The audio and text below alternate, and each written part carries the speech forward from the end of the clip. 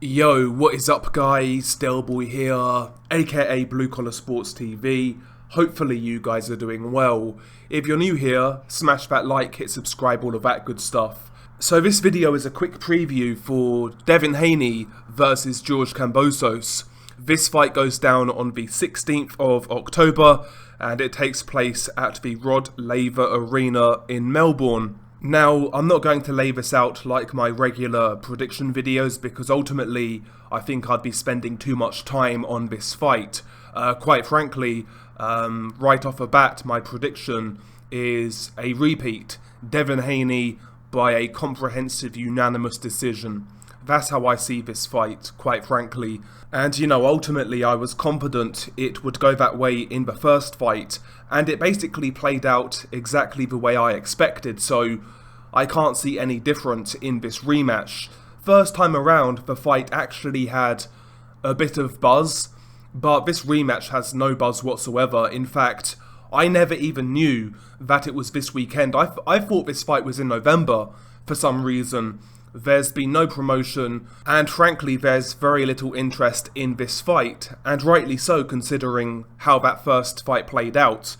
So yeah, I mean, right off the bat, I'm not expecting anything different in regards to the results, but, in regards to Devin Haney in this fight, I actually think Devin Haney needs to try to utilise this fight as a bit of a showcase, try to put on a show.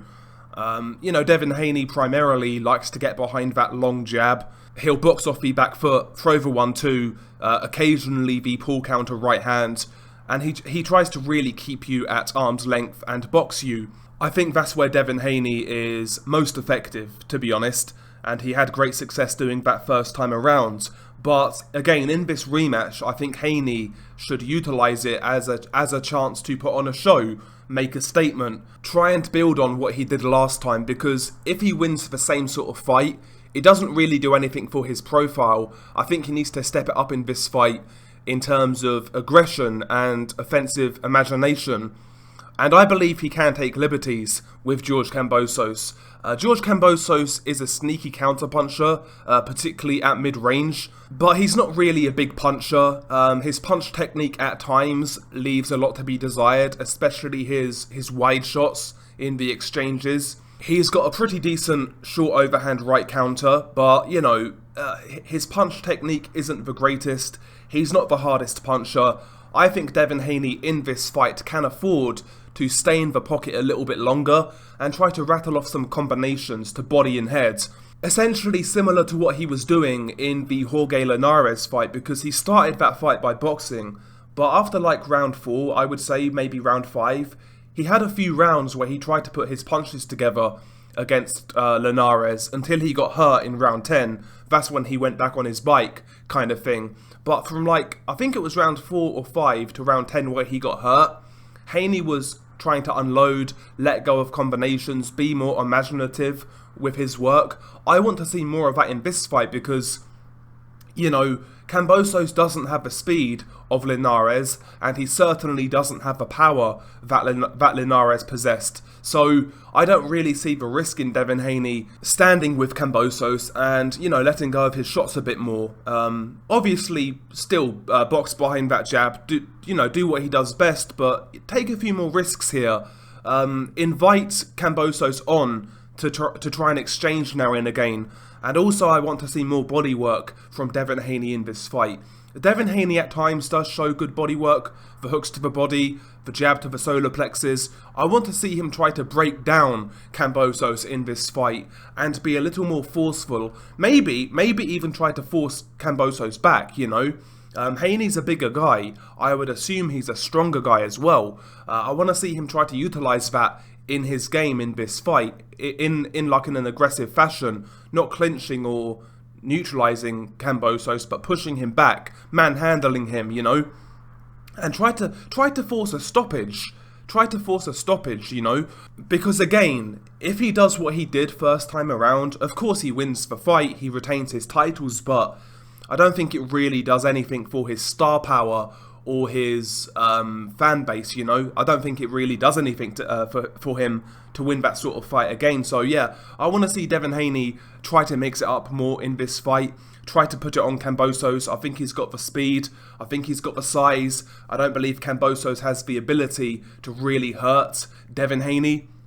And yeah, I want to see Devin just try to go through the gears here, take liberties, and try to really put an exclamation point on what he did first time around, you know.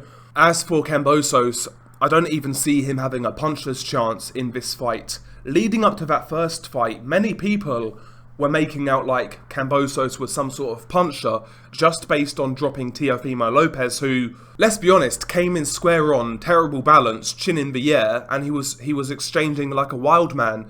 It doesn't take much to drop a guy like that.